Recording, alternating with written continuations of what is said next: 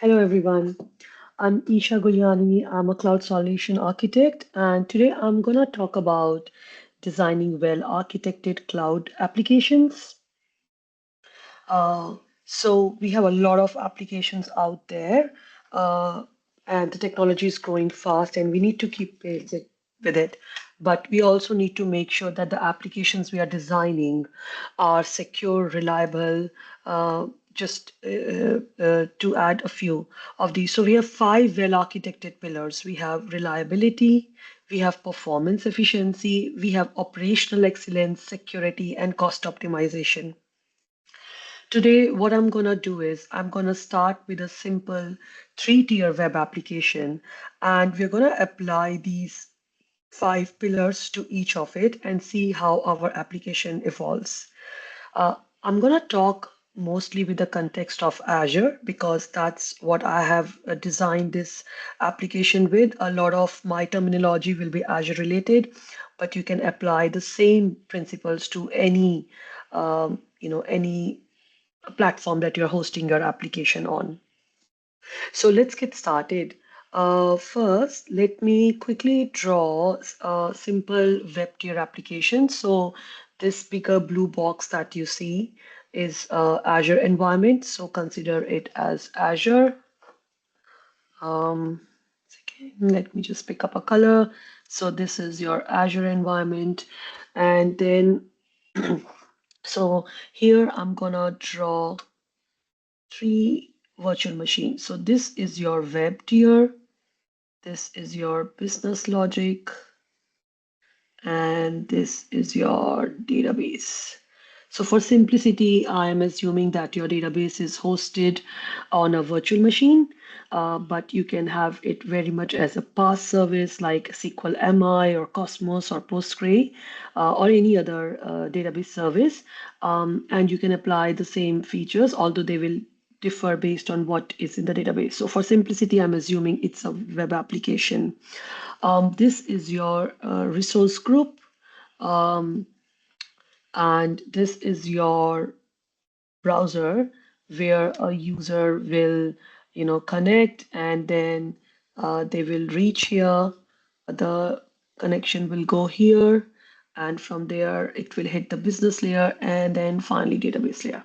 So this is something we're going to start with. Now, like I said, there are five pillars. First, let's apply a performance efficiency because that's what a lot of time business requirement is, that we are putting it on cloud, or even if it's in-house, we want to make that it is performance friendly. So based on how many users are hitting, you may want to be able to load balance the application on multiple virtual machines, right? So what I'm going to do here is I'm going to add maybe a couple of more virtual machines here for my web, and similarly more for my business layer, and then for my database, right? And because I did that, um, I will need to add some kind of load balancer. So maybe I will shift it a bit closer by. So I'm gonna add this load balancer. Not the shape I was aiming for. Quickly, let me try one more time. Yeah, and I'm gonna add a load balancer here as well. But with the database, it's gonna be tricky, all as you know, as always. So now the user is gonna actually come to your load balancer instead of your web directly, and the load balancer will in turn spread the load. Your web application can actually, instead of going directly to your business tier, can go to your load balancer IP, and again it's gonna load balance your business. Again, your business layer might be sitting in a Kubernetes cluster or any other type of thing. And then finally, it is connected to your database instances. in more of a one-on way. So this is something that you may want to do. What you can also do is implementing some auto scaling policies. We will look at it later when we talk about VM scale sets, and then maybe add some monitoring or alerting mechanism to see if there are any bottlenecks, if performance bottlenecks being observed. But essentially, these purple boxes are there to have more of your load. So,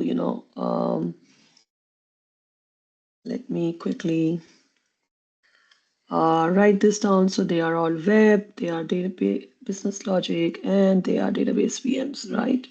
Okay, now moving ahead. So this is good. We are making some progress. Let's go to the security.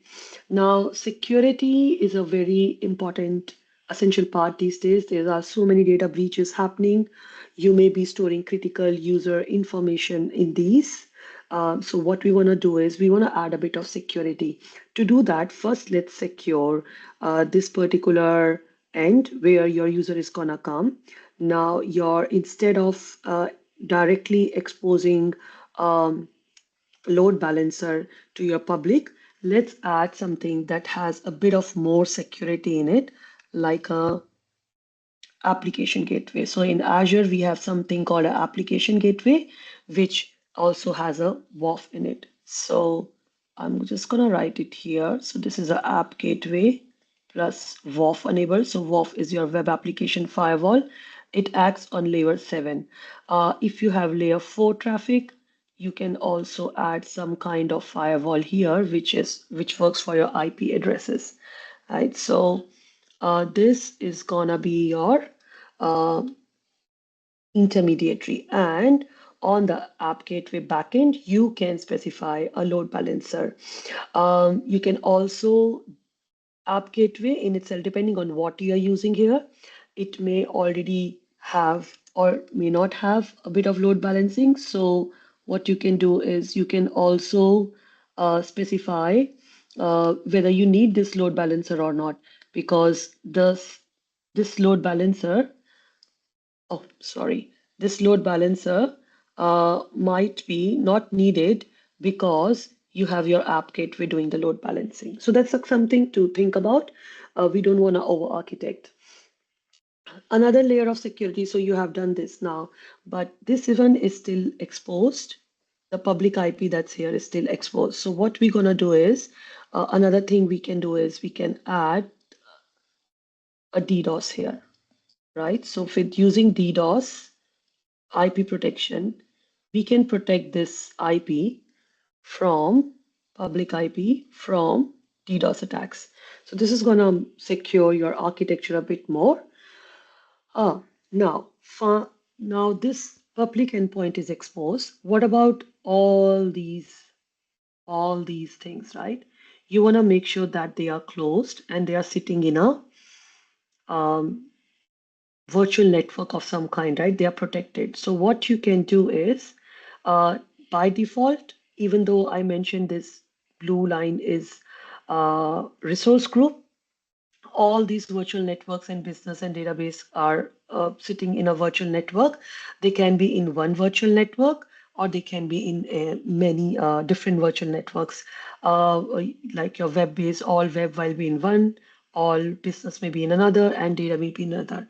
Either ways, what you want to do is put some network security groups, some firewall rules in between these to be able to make sure that only the allowed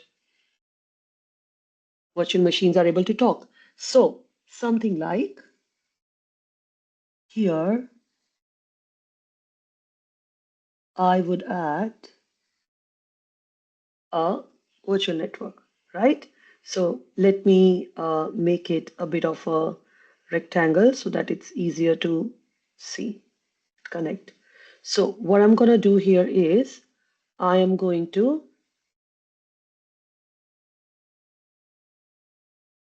put a network security group. A network security group in this case, what it will do is it will say that this particular service can only talk to this business logic. That means if somebody wants to connect web directly to database, it should not be allowed, right? So the web can only connect to business, it is allowed, and the business can only talk to database.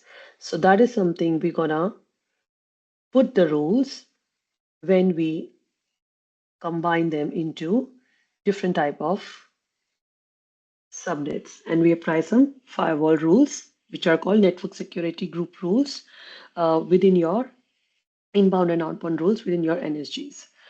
So once we have done this, another thing, the last thing that we can do now, because we know that we only want one public IP, we don't, all this needs to be closed. We can make sure that if you have any past service, suppose you have a storage, the business is also talking to storage. It is not talking over public IP, it's talking over private endpoint only. So you can have a private endpoint deployed in the same subnet, and that belongs to the storage, and you make sure that the connectivity happens only with the private connectivity. It doesn't leave the cloud, it doesn't go to public internet. So this is your security. Now, going into operational excellence, you don't want an application that is not maintainable, that is not, operationalized enough. So what you're gonna do is you can actually have these deployed using CI/CD pipelines, right? You wanna have CI/CD pipelines deployed so that any change happens within this architecture is deployable and maintainable through ISE. You can play in your SIT or dev environment using ClickOps, but for your actual production, it's highly recommended to use infrastructure as code to maintain this as well. Second thing you can do is enable monitoring. Have some monitoring and alerting set up, like I said, right? For performance, maybe for availability, for different things. Have the monitoring set up, have logs enabled so that the operational team, if something happens wrong at this level, they will be able to know what's happening and what's not. Another thing that you may want to do is have a bit of governance policies applied. So you know that you want to have a certain set of uh, rules, guardrails applied. One of the example could be because you have a public IP here, you may want to say that, okay, I have a public IP and my application can only talk via app gateway because I have firewall applied here to make sure the bad actors stay out. So I want that all this stays closed within no public IP can be deployed here. But once you come out of it, you have designed and now it's operational. If the people have the rule, or even through infrastructure as code, somebody may go and deploy a public IP here, right? And you would not know, right? You have moved on, you're out of the system, but this one will be wrong. And this could be a innocent thing. It could be like somebody deployed a public IP because this web server is good for troubleshooting and they connect to it often. They are not always on corporate connection, so they would like to have a public IP which they can directly link to the web, log in here and troubleshoot and all. But now, because of this, what they have done is they have exposed this virtual machine to public access. And if this is accessible outside for some reason, there's no DDoS or things like that, bad actors can take advantage of that. So a lot of time companies don't want any public IPs to be deployed unless they are really needed. And this is not just to safeguard your application. There might be other company assets also deployed because once they enter this from here, you may not know what they can do or what not. And if there's no firewall to track, it really becomes a pain. So the governance policies like no public IP should be deployed within this works well for these type of situation. And then for this public IP, you can always raise an exception, or you can always allow it as an exemption, but then for rest, you don't want to have them. Another example could be governance. What if you don't want to place things like data outside of your region, you're outside of your country, right? So what you can also again do is that deny resource deployment outside of the given region. So some kind of governance is needed. Think if it could be very specific to your application because your organization will have higher governance policies which are applied to whole of the Azure. If not, then it falls onto you to at least have that minimum governance applied within your application. And finally, some type of cost analysis to give again the capability to your operational team to be able to manage this. What's the cost analysis? What is the budget approve? What are the things if you want to set up a bit of budgeting as well, controls, tagging, apply proper tags so that cost analysis become easier. So these are the things you can do from cost perspective. Now coming to reliability. So reliability in Azure, we have two concepts, and generally most of the clouds have these similar concepts. So we have something like your availability zones, and then we have cross regions. So there is a sometimes confusion between these two. I will explain. So cross region, like the name explains, is cross region. That means you are putting a bit of geo redundancy to your resources. You are spreading them across different regions. So if something goes wrong in this region, you can have things deployed to other region. But cross region is also expensive, and it also is hard to maintain. That means because you will need to deploy resources in both the regions, you will need to architect it further. So then you need to copy the data from one region to another. And then some of the time you don't even need cross region redundancy because the whole region is not down. Only one of the virtual machine is down, or some heating or cooling thing has happened. So what the cloud operators have done is they have come up with the concept of um, availability zones. In this, what they do is that they actually have divided their data center into separate uh, partitions, and they have separate heating and cooling. So that means if because of electricity surge or because of any heating issue, if one of the data center is affected within a zone, others are safe, right?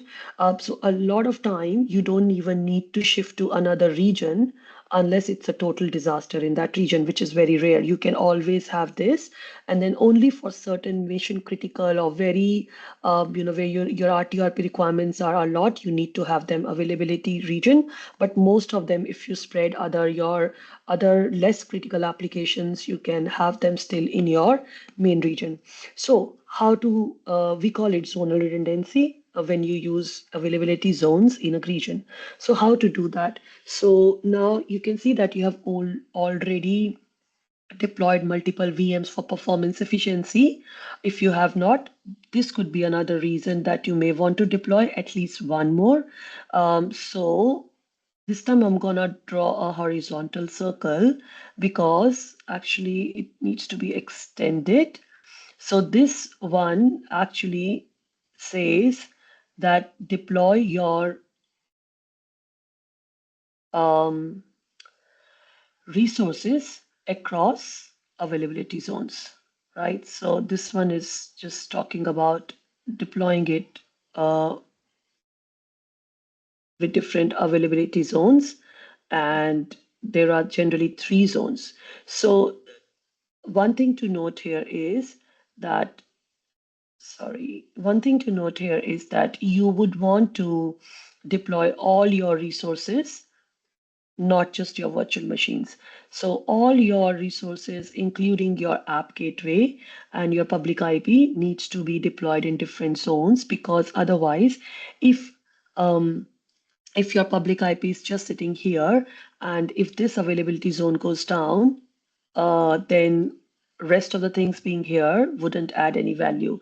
So you need to make sure that all your resources, your PaaS and IaaS services are spread across different zone. If for some technical or feature limitation, they cannot be zone redundant, then you need to see how to remove that single point of failure, how you can, maybe they are stateless, so maybe you want to have those deployment scripts ready. If they are stateful, you may want to have enable backups and check the restore whether they can meet your RTO needs. But just keep in mind that if you don't have one of them in different availability zone and they lie on the critical path, then all the efforts will be in vain. Um, Another thing to note is that here, for a lot of these services, if you have already virtual machines deployed, multiple, um, you are not paying any extra cost. You're just spreading them across zones. So a lot of time, I have again observed that people have multiple VMs, but they are not across availability zone, maybe simply because zones were not available and these are old VMs. But it could be that a lot of time that yeah, it's just not known. So it's good time to spread them across. And then, like I said, make sure your load balancers and whatever lies in the path are also zone redundant. Again, some of these might need a bit of downtime, but things that's needed. So that's about availability zones. I can talk a lot about it. It's just I'm a bit careful of the time. And then finally, for cross region, what you can do is you can actually go ahead and replicate this entire thing again. And yeah, so you can go ahead and replicate everything in the second region, and then make sure that you have some kind of load balancer in the middle. So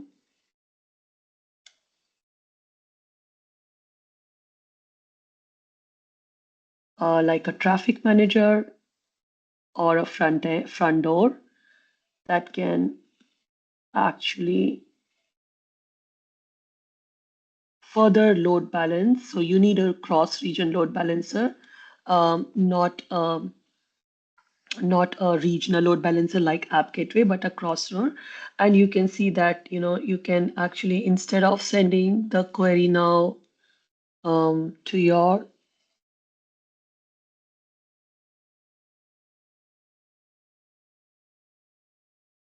instead of sending query to your app gateway directly, it will hit the traffic manager, and then the traffic manager, based on whatever programming you have done, it could be active, it could be geo first, you can spread it across different regions, right? So this one is your cross regional disaster recovery. Finally, moving to cost optimization. So for cost optimization, there are a number of things that we can do. So we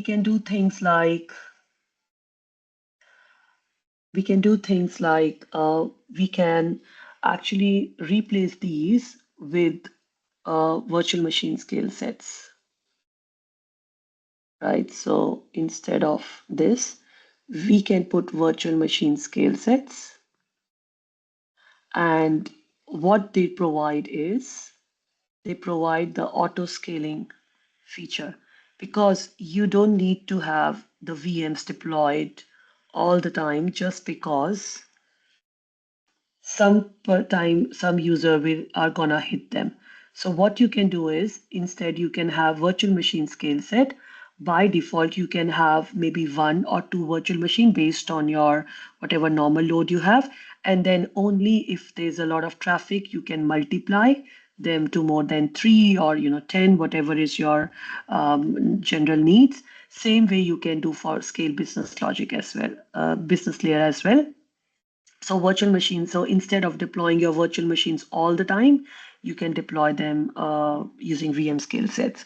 Another thing you can do is choose the appropriate uh, SKU for your database, right? So you may not need to use premium features for all your environments. You can have standard or basic for your non-productions. Then choose the right SKU for your storage, whether you want to go for premium or you can also go with standard and work that way.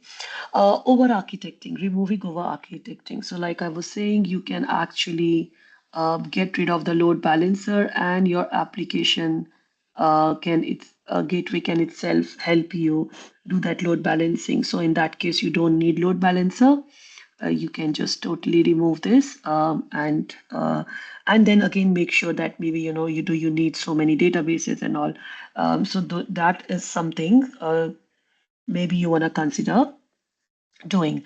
And again, you need traffic manager, or you are happy your business requirement RTO RPO needs are met with one region itself alone.